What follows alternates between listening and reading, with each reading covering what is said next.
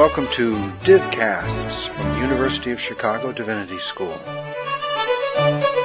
For more of our podcasts and information about our terms of use, please see our website, divinity.uchicago.edu/podcasts.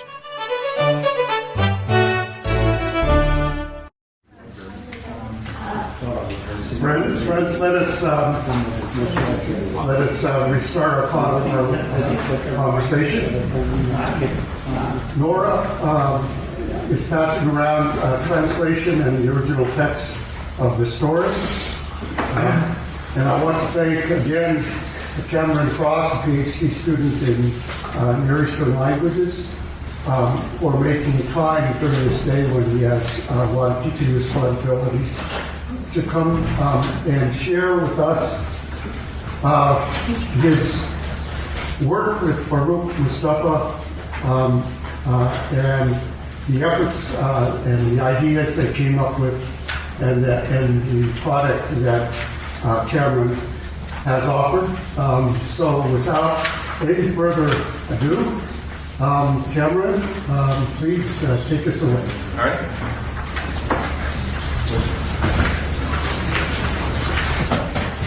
Good afternoon, or near afternoon.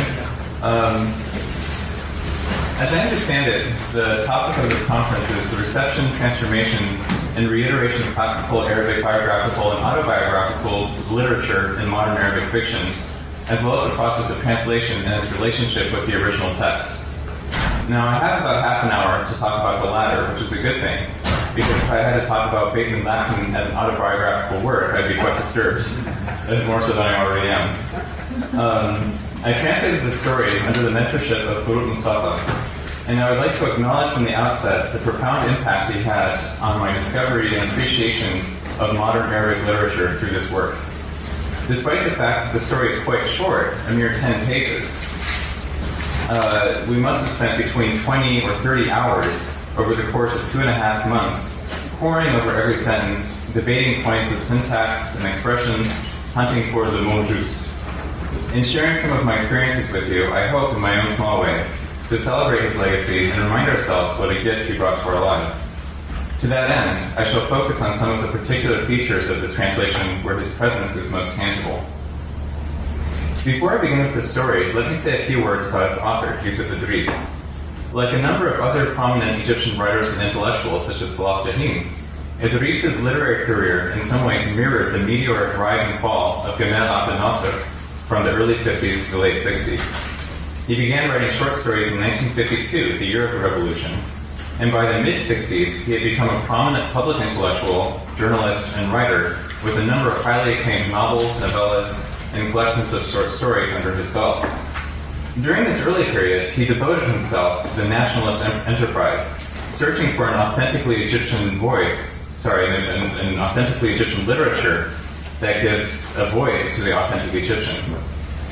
We see this concept at work in his very first story, Kana Sa'at, in which the protagonist studies the features of a murdered police officer.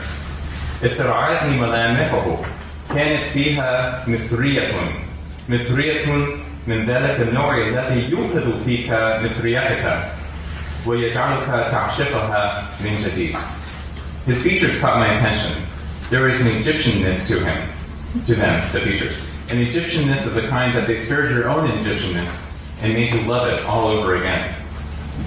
At this time in his career, Idris employed a kind of minimalistic journalistic prose, a narrative voice that seeks to add nothing to the scene nor take anything away.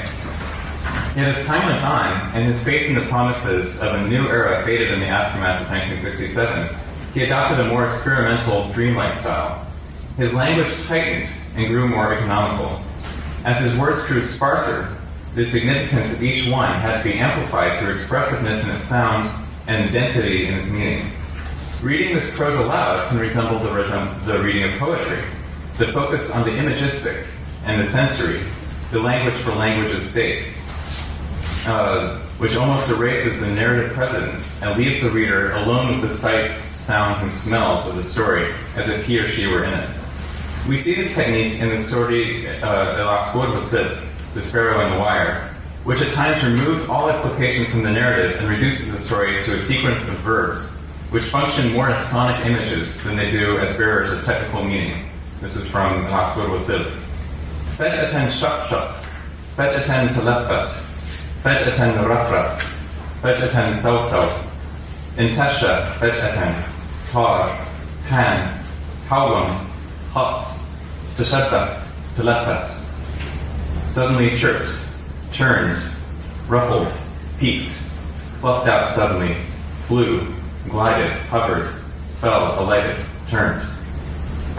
It is in this sparse, semi-poetic style that Idris wrote one of his last collections of stories, House of Flesh, Beitum and Map, which was published in 1971.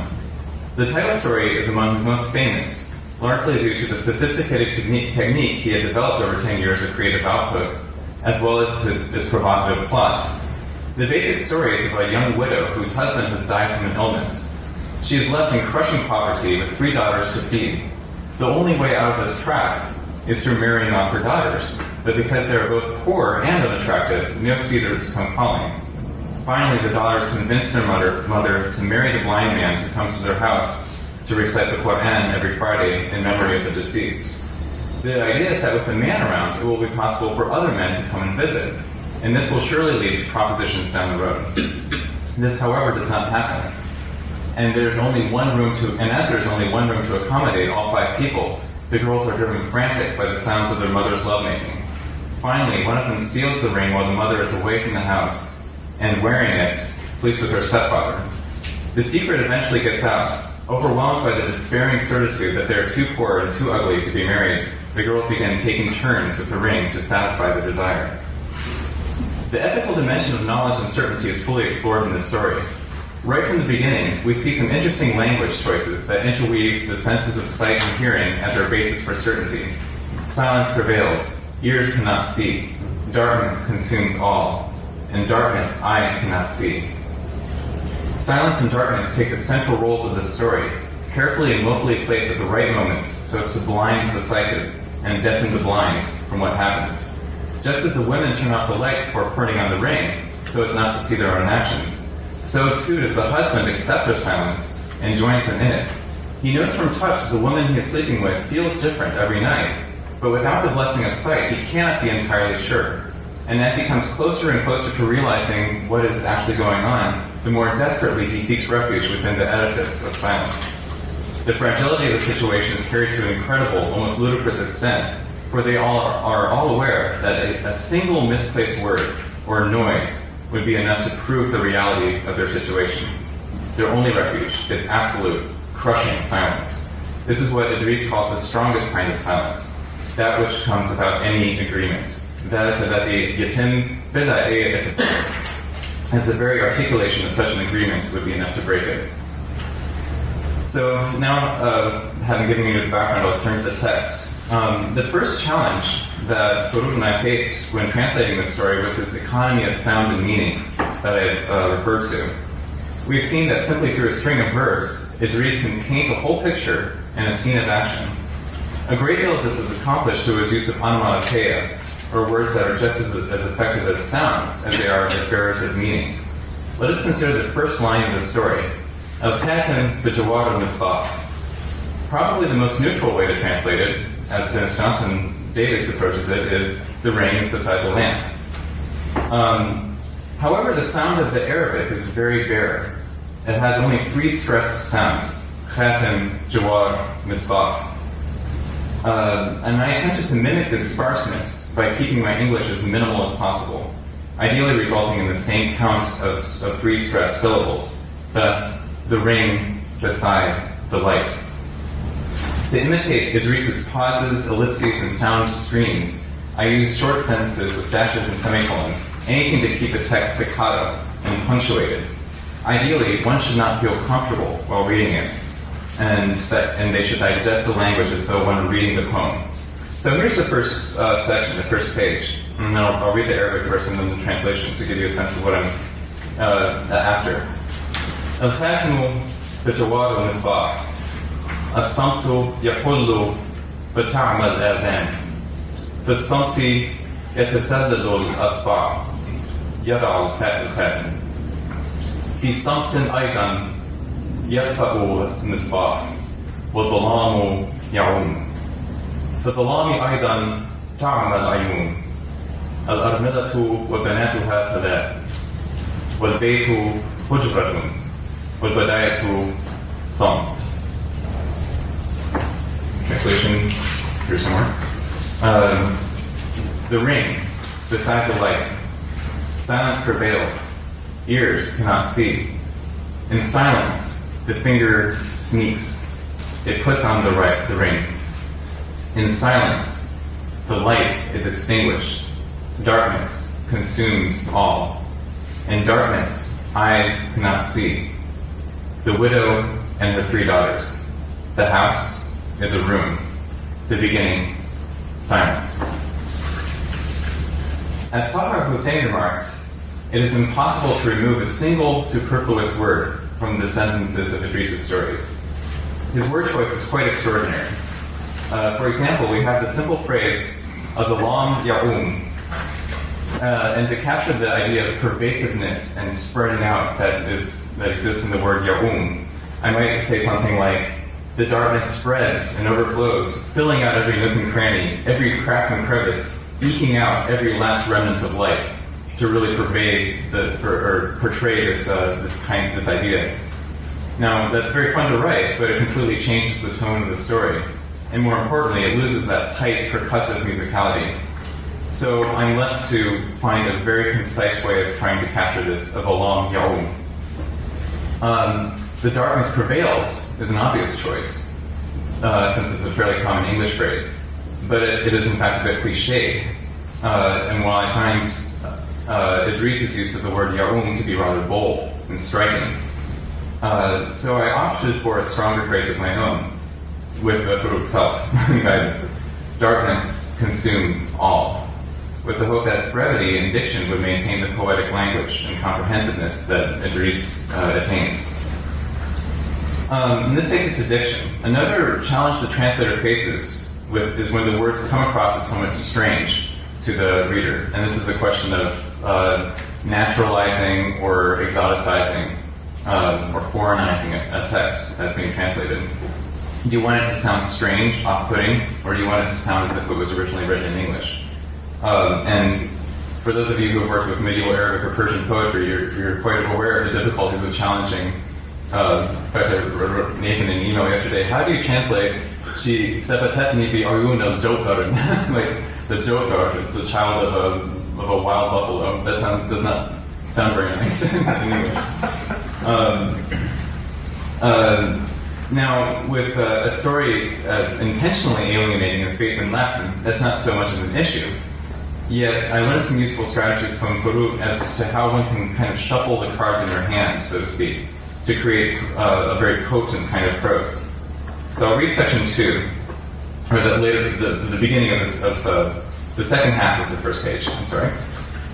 Al-Armilatu tawilatun bayda'u mamshuqatun في 35 بناتها أيضا طويلات بائرات لا يخلعن ثوب الكاس الأسود بحداد أو بغير حداد صغراهن في 16 وكبراهن في 20 قبيحات ورقن جسد الأب الأسمر المليء بالكتل غير المتناسقة والفجوات وبالكاد أخذنا من الأم العود.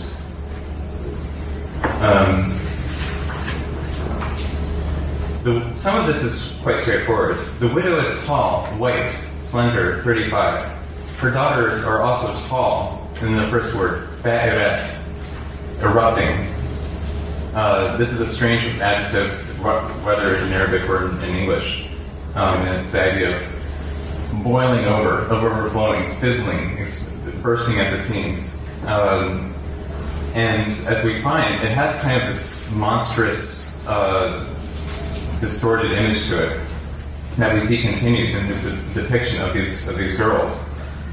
So we settle on the idea of erupting, even though it's a strange word to use. They do not remove their black enveloping clothes, whether in mourning or not. The youngest is 16, the oldest 20. Then ugly girls, qabihatun, who inherited their father's dark body, equally disproportionate in lumps and hollows. And this is another contribution of Farouk's. Literally, it's something like they inherited their father's dark body, which was filled with kutab, with lumps, mumps, bumps, like clumps, all these kind of disgusting sounding words. So it's almost like this monstrous image of hollows where they don't belong, bumps and lumps, kutab where they don't belong. Everything's غير متناسقة. The only thing that is consistent is that you have both hollows and protuberances or something. So Farouk suggested contrasting the two and saying equally disproportionate in their lumps and their hollows.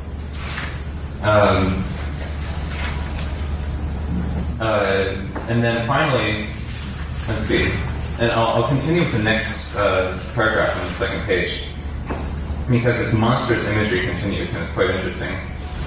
Al-Qushuratu رغم ديكها تسعهن في النهار رغم فقرها الشديد مرتبة أنيقة يشيع فيها جو البيت وتحفظ بلمسات الإناث الأربع.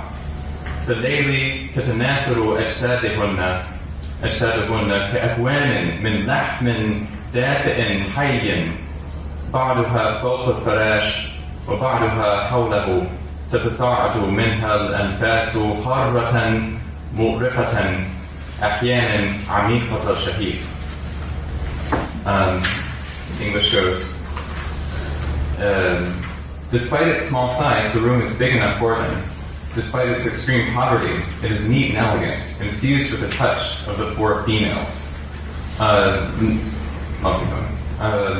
night, their bodies are scattered about, some on the bed, others around it, like large piles, ekwan, of warm, living flesh. The sound of hot, restive breathing is rising up from them, sometimes gathering into a deep sigh. This paragraph practically wrote itself in translation. You don't have, it's incredibly graphic the way he uses inath instead of nisat, for example. So he's turning these women into biological entities, females. And the phrase ekwen and lachman, dafit and hayyin needs no word to translate. It remains just as grotesque. However, I did learn from one thing Farouk helped me with was to learn when to add something to the translation if it made the English more effective. So at the end we have تتصاعد منها الأنفاس حارة مؤرقة أحيانا حميقة شهيق. The idea of these hot, sleepless, restless breaths rising up, and he suggested that they kind of culminate sometimes. They draw together into a shahiq. So you might be able to add something like gathering into a deep sigh, as he suggested. So that's the next thing I'd like to talk about are idioms, and this is a very important and distinctive feature of Idris's writing because of due to his commitment to the Egyptian language and the idea of nationhood. Many of his works feature transcribed Amiyah, but even when he writes in Fusha, as he tends to do in his later works, he will still imbue his text with the sound, maybe the soul of the colloquial. One way he does this is through jokes, puns, idioms, and proverbs, for which Egyptians are very famous. He in fact calls them the people of jokes, the Ahl al-Nukat, in another story. We see this when the idea of marrying the Quran reciter first comes up, and the mother turns to her daughters to see which one of them will take the lead. This is a logical step because it is the daughters who need to be wed, and considering the gross and hyperbolic representation of their figures throughout the story, a blind man would be the perfect match. Ironically, the girls refuse with this, "An-nasum wa naftir ala al-ana." This is on page 7 of the printout, the bottom.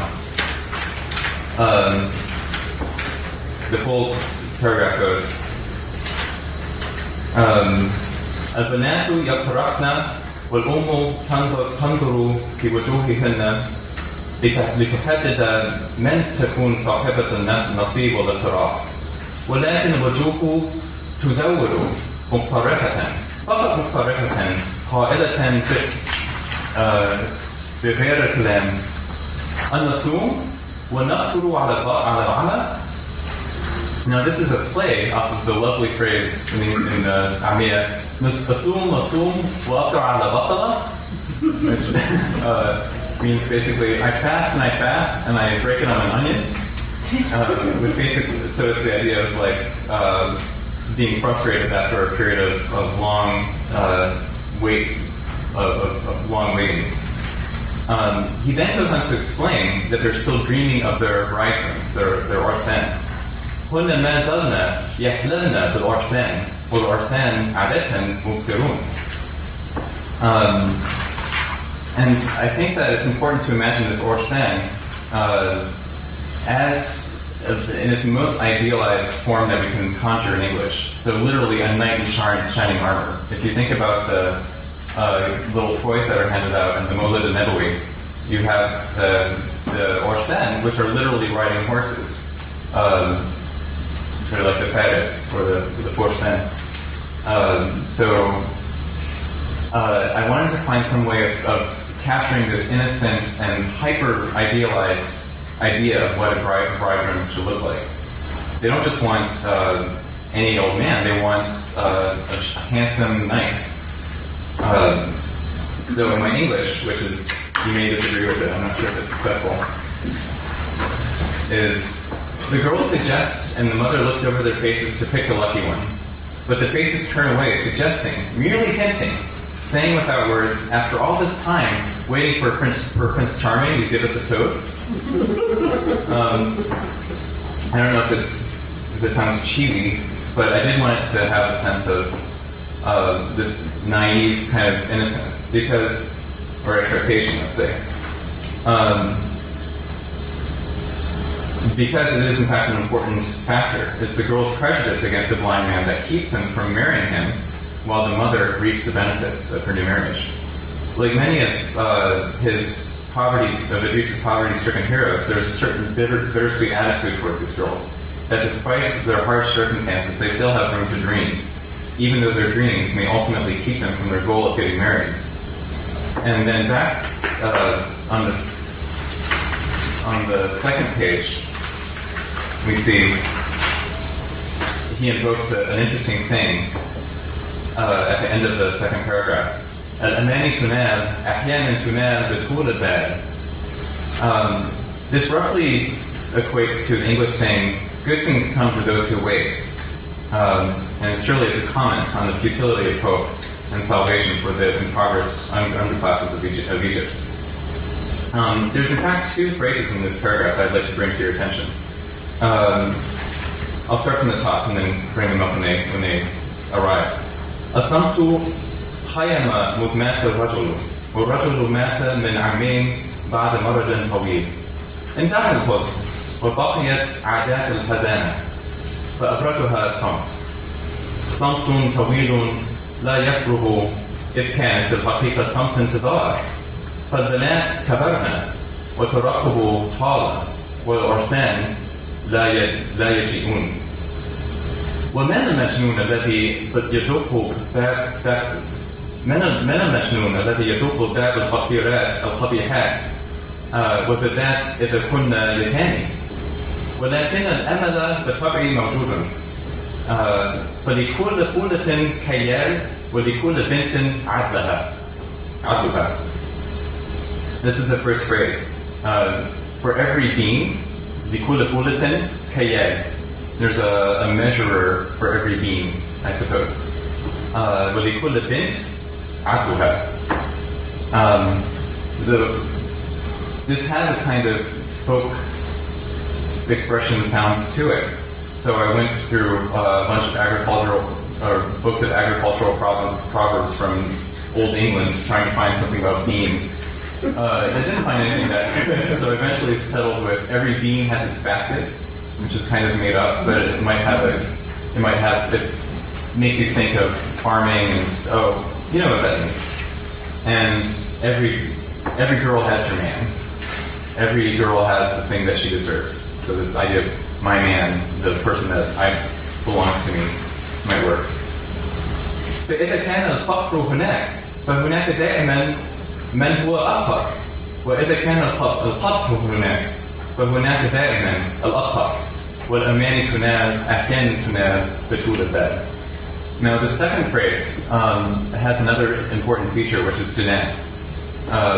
And a lot of Egyptian proverbs have this sound, where you like rhyming, like sajak basically, like where you have rhyming phrases.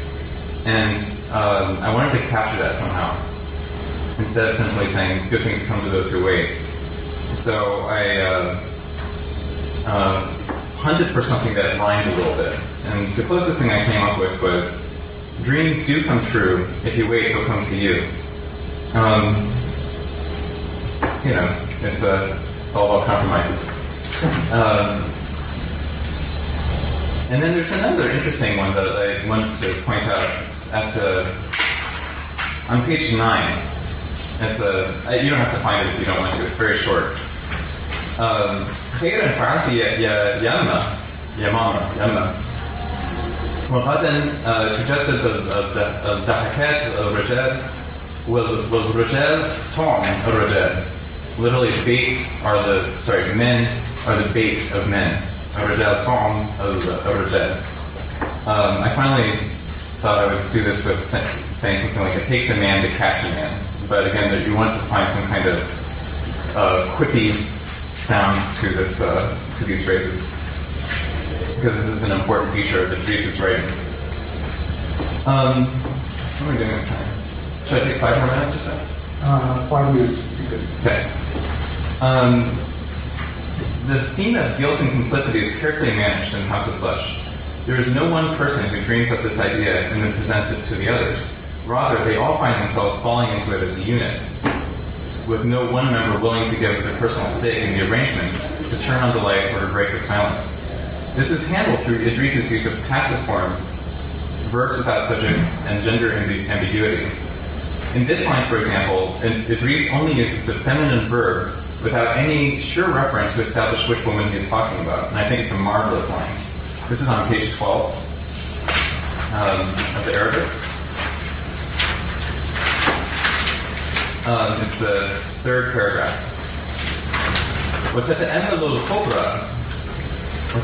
الكبرى ذات يوم خاتم أمها في أصبعها وتبدي الإعجاب به ويدق قلب الأم وتزداد دقتها وهي تطلب منها أن تدعه ليوم لمجرد يوم واحد لا غير وفي صمت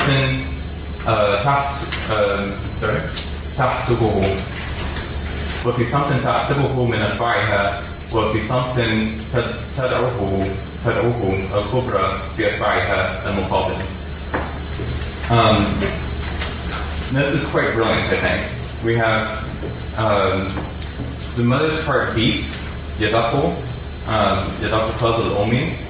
The mother's heart beats, and its beating increases as she asks her to wear it for a day. We actually don't know who's doing the asking. وَهِيَ تَطْلُبُ مِنْهَا. Do we assume it's the mother because she's the most recent antecedent, or do we go back to the al-Kubra, al-Bint al-Kubra?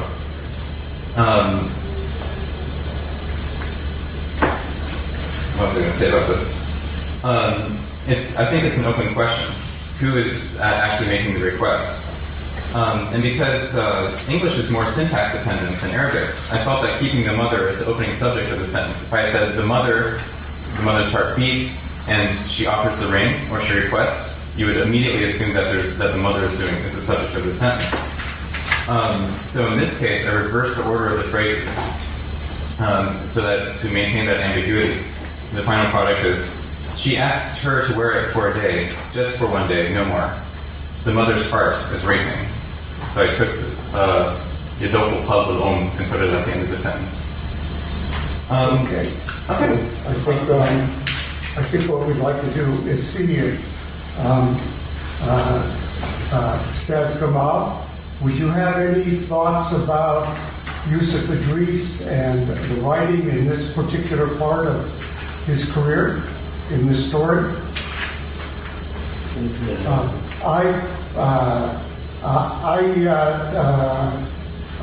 تأملات عن يوسف إدريس وكتابه وأسلوبه في هذه القصة هذه القصة. تفضل.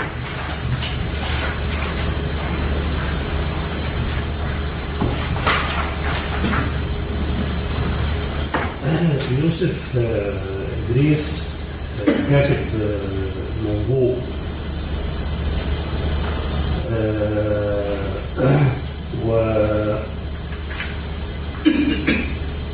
وهو بارع جدا في القصة القصيرة، وعنده لقطات، كان عنده قصص قصيرة لا تنسى. منها هذه القصة. هذه القصة بتتناول حالة موجودة في المجتمع المصري. الأم والبنات يتبادلن الرجل ويحدث تواطؤ بينهم، يعني وبيحل المشكلة. لقطة بارعة جدا طبعا، وهو يكتبها بتلقائية.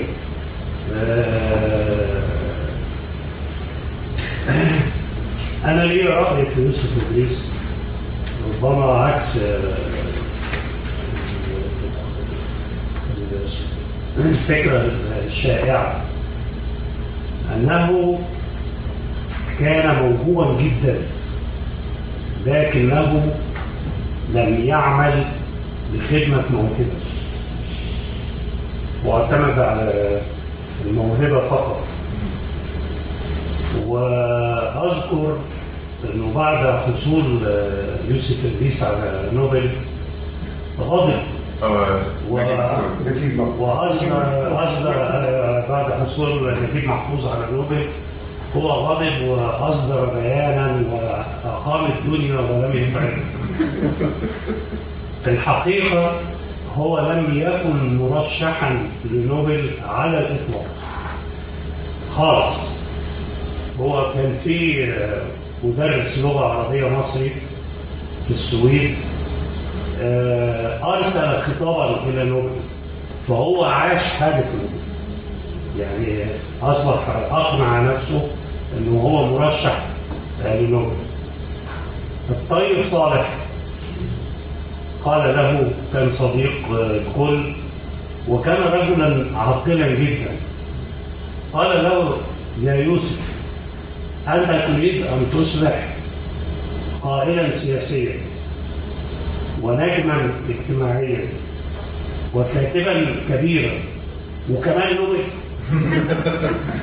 يعني أنت تريد أن تصبح كل هو الطيب صالح كان يريد أن يقول أنه من وهب الكتابة عليه أن يخدم موهبته. يوسف كان يتعامل كنجم، يعني نجم يحب النساء، يحب السياسة، ولذلك أنا كان رأيي أن اليسار المصري لعب دورا كبيرا في إعطائه حجما أكثر من حجم. هو كاتب قصة قصيرة عادي لا يتجاوز التأثر بتشيخوف والآخرين، لكن وللأسف هذا جنى على كتاب آخرين موهوبين جدا في القصة القصيرة، منهم محمود البدوي، هذا في حاجة إلى إعادة اكتشاف، منهم سعد مكاوي،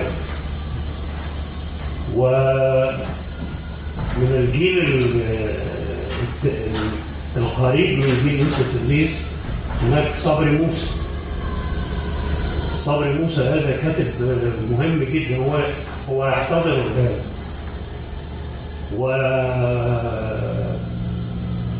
وعدد يعني يوسف إدريس كان عنده وهجات عبقرية لكن لا تمثل نصر. هو اعتمد على موهبة فقط، لم يكن يقرأ كثيرا مثل نجيب محفوظ،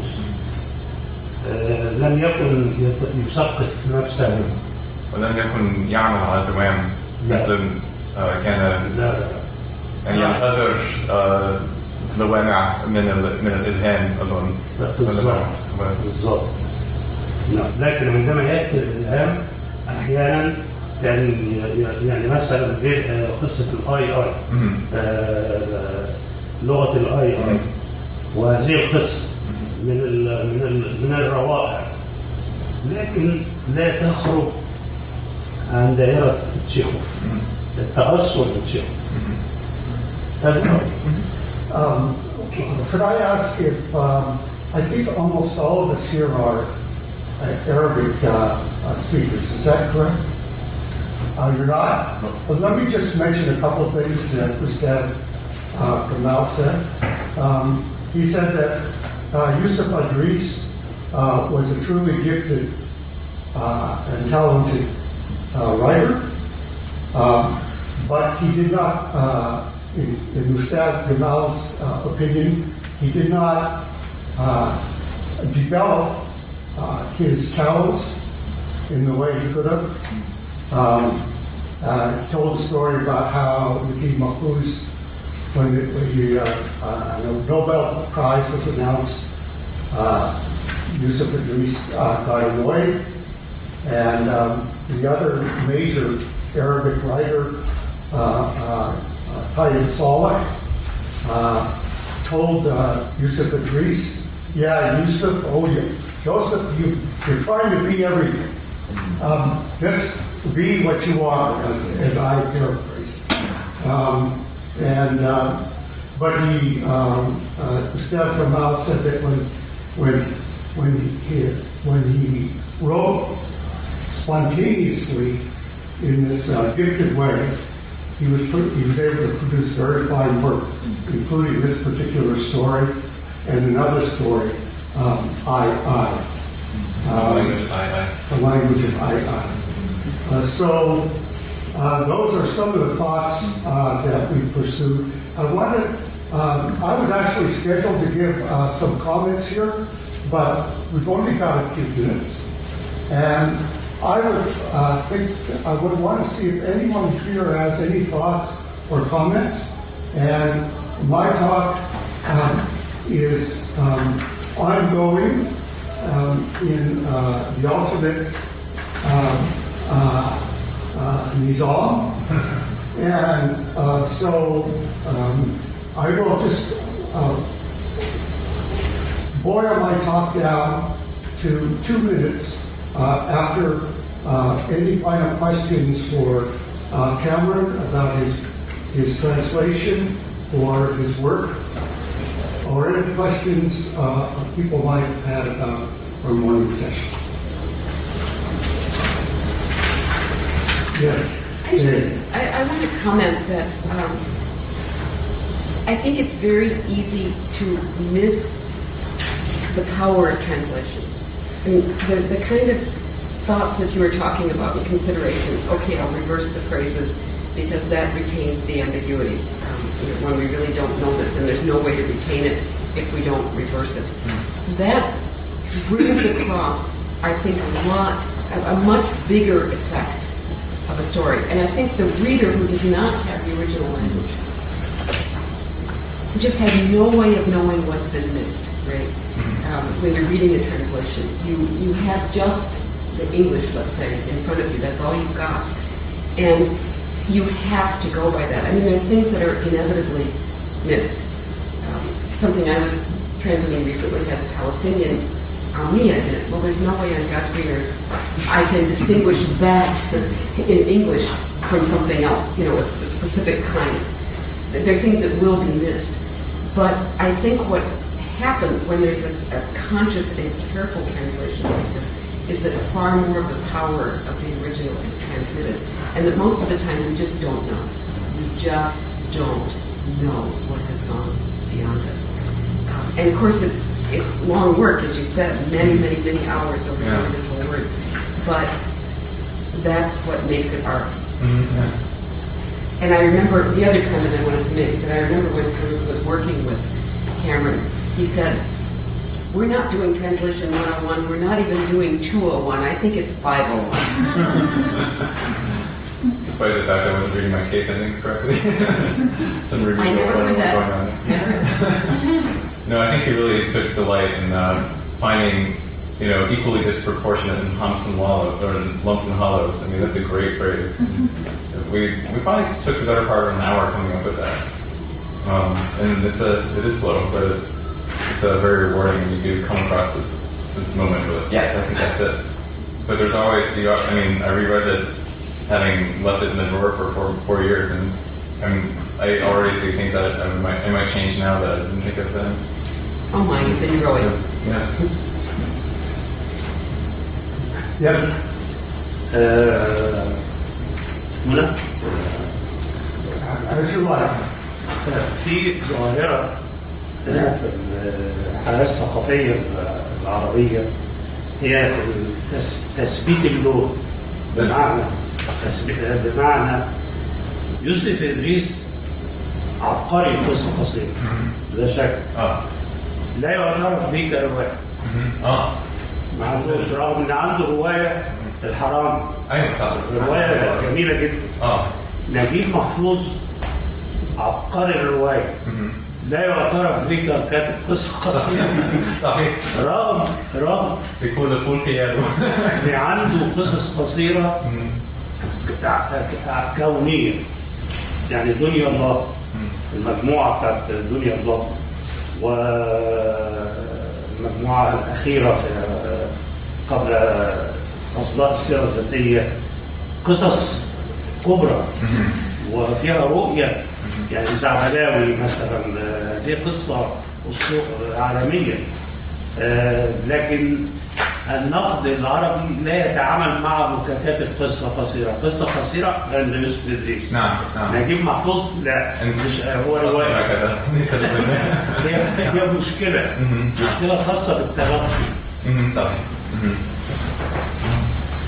So just a comment on how her perceptions and literary criticisms tend to divide up people in generic ways, so they don't recognize that Naguib Mahfouz is a great story writer, that they call him a novelist, and they recognize Yusuf Idris' gifts in story writing, but they neglect the fact that he also wrote well in novels. Yeah, Al-Haram and Haram Medina. And Bayda. Yeah, there's a couple really good ones. Great. Just a comment, because this is something that I've been working on. Other stuff. In your very first chunk, the first thing you mentioned is the ring beside the light, and I think you said that the other fellow translated it with the copula. The ring is beside the light. Yeah. And you omitted it, and I think you made exactly the right choice.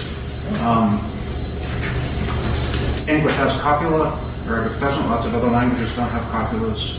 Now you can look at that as just a mere syntactic detail, or you can look at it as a very profound feature of a radically different way of apprehending the world.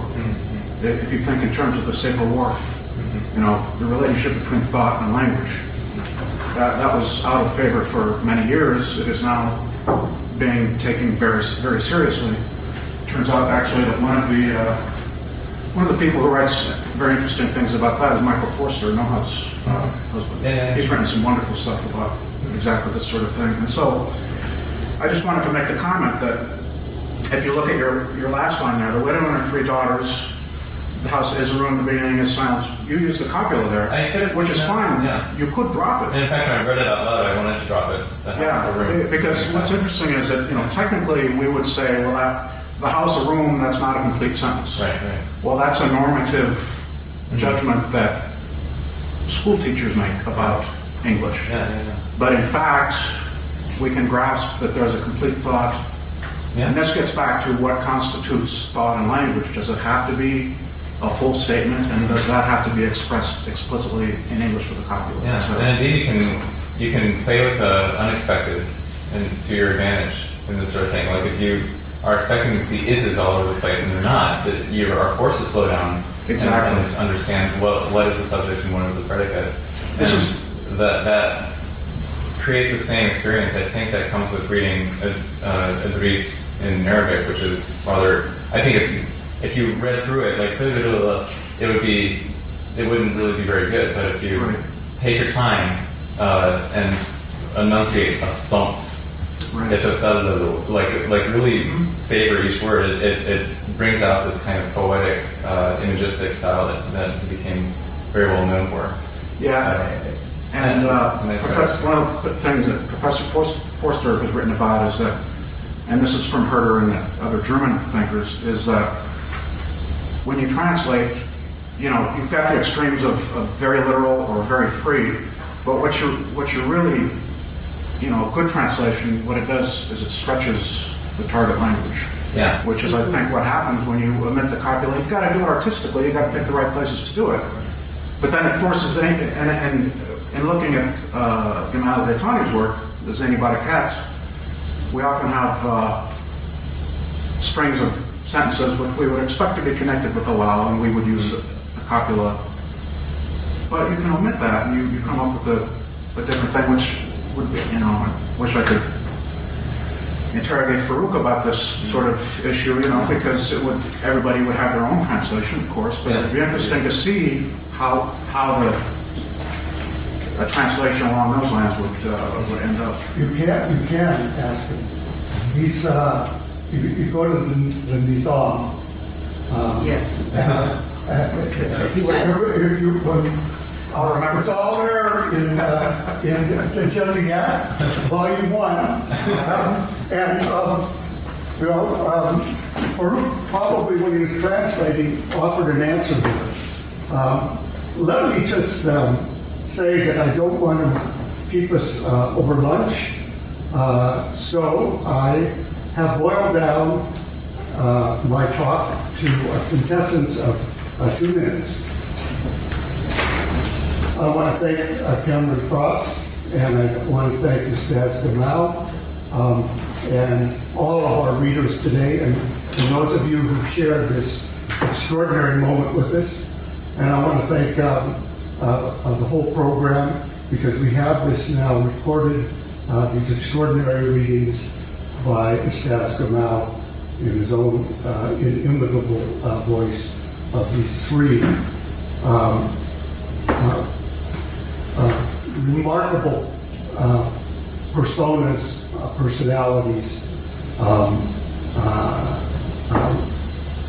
writing beings, as it were, or being writings, if I can call them instead of books.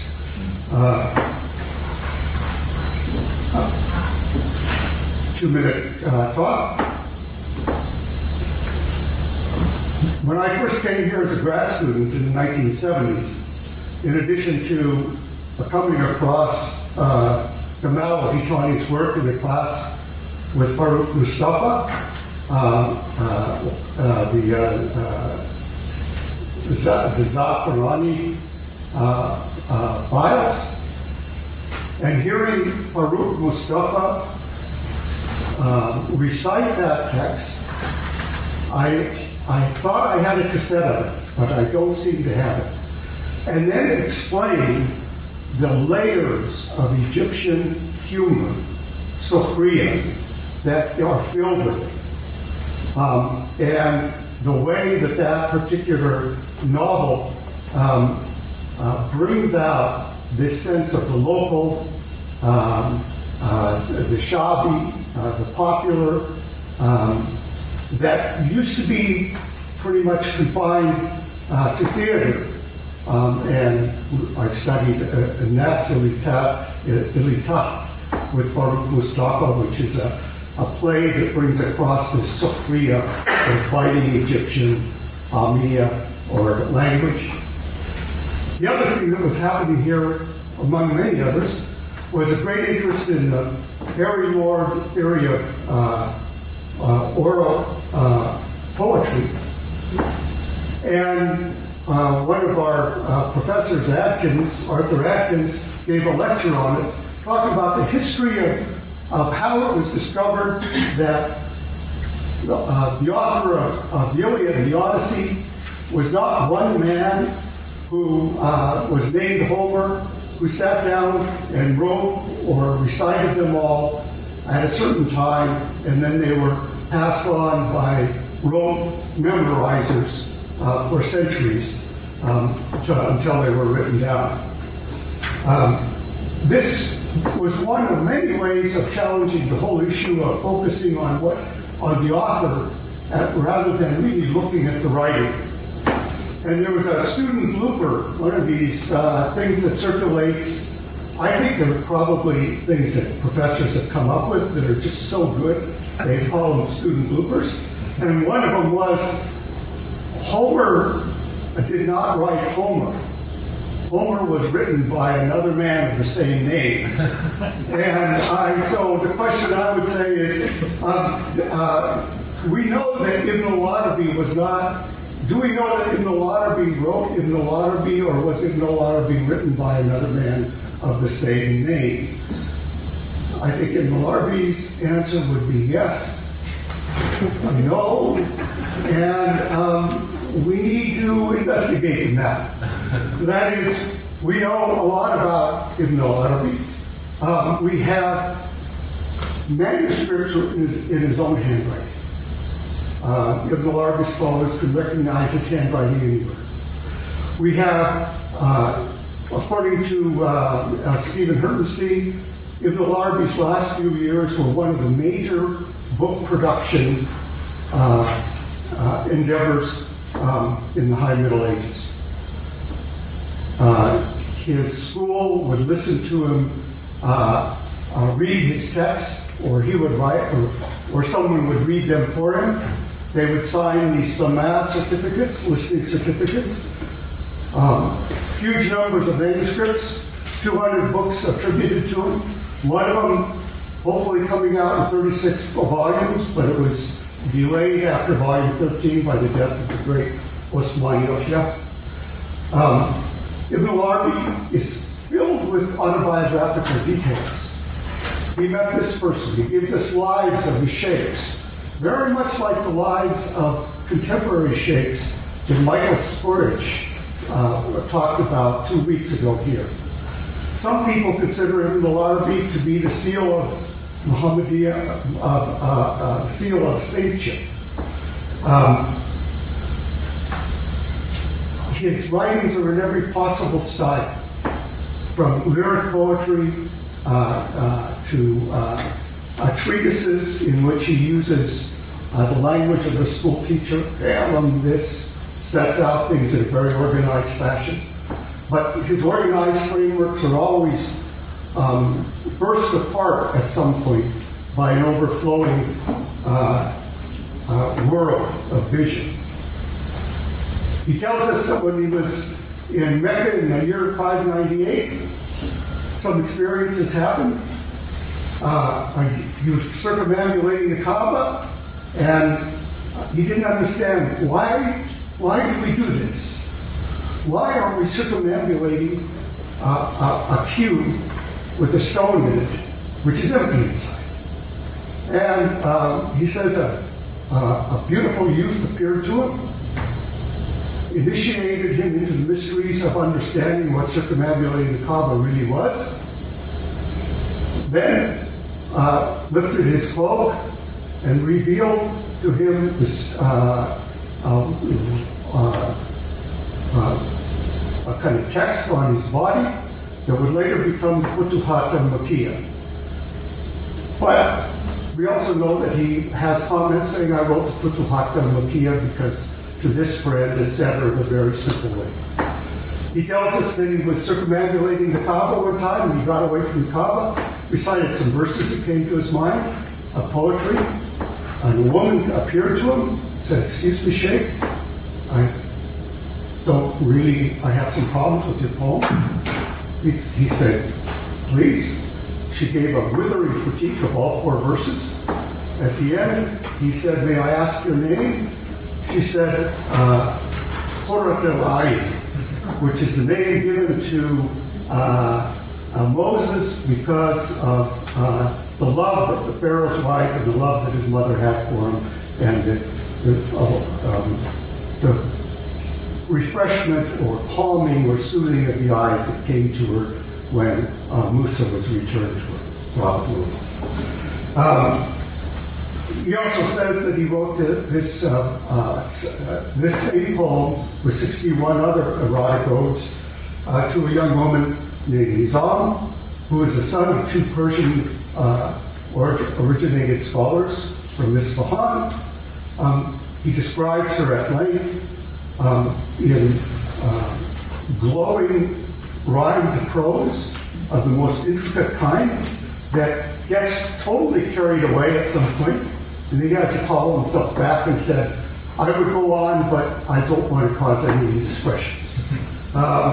He also describes her aunt, one of the many women he describes as one with him in the transmission of hadith, one in the how, the mystical station in transmitting hadith.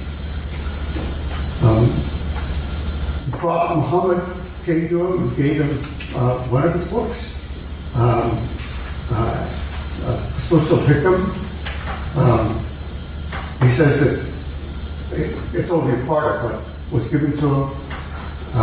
When you read the Fusul Hikam, 27 chapters, my view is one can read it perhaps 40 times, as we're going to hear this afternoon, that Ibn Sina read the Metaphysics of Aristotle before he got close to understanding it.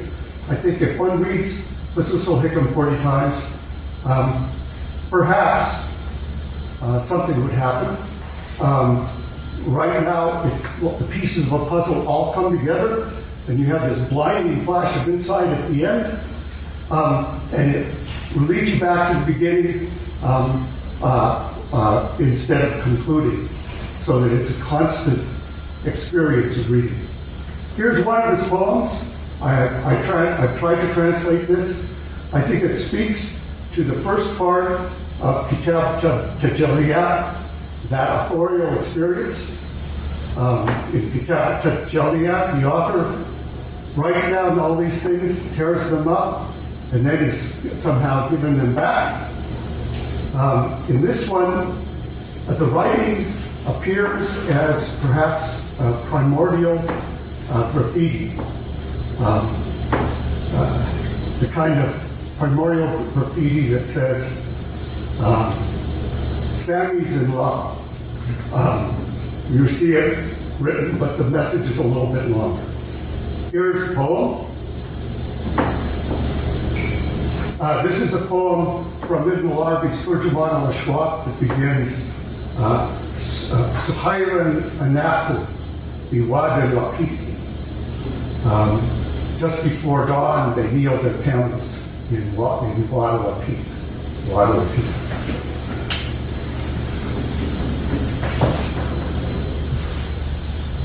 Edge of dawn, they cut through gullies and ravines to kneel their camels at Wad al-Waqit. By the time the sun was rising, they'd seen it blaze above them on a mountain peak. Toward it, the eagle soars, falls back failing. In the shadow, the ether hawk hides its eggs. High alone it rises on great foundations, engraved and blazoned like the castle of Hoop. There they carved a tale, left them for the telling. Who, oh who, will stand by a longing love broke stream, who soared past our tourists in aspiration and was ground underfoot like an ember out. Staked his home in the constellation Aquila and died as he sank drowning through his tears. Here in this place, love turned him over, friendless to the twists of fate. O you who come down to the waters of Old Well, you who make your home in Guadalajara, you, pilgrim, set out seeking sweet Medina. You here treading this same hard ground. Bring me to, from dawn to dusk I'm robbed of a lissome, radiant beauty, sweet as the musk, the fragrance sweet as musks, the fragrance she's trailing. She moves, drunk abandon, soft as a spring bough touched by the wind as an anemone petals, parking silk. Get on with the play of curves from behind, like the waves of a dune of pure sand, like the hump of a camel-mare ambling in the haze. No scold blame me for loving her, and no friend. If he blamed me, scold for loving her, my death rattle has been my answer. Longing is my mouth, lonesomeness my mantle, delirium is my morning wine, tears my drink at day's end. So of the many writers, implied authors in the Larrabee, one of the implied authors, as in this poem, is those who left behind on blazoned this blazoned old fortress in Akhbar. Some writing left for the telling, which this poem is the expression. So this notion of somehow turning inside of time within the writer, where the writer is in time at a special moment, but then the writer is being written by something beyond. So then the question is, was Ibn al-Arabi written by Ibn al-Arabi? Remains one of hierarchy or complexity. Thank you very much, and thank you.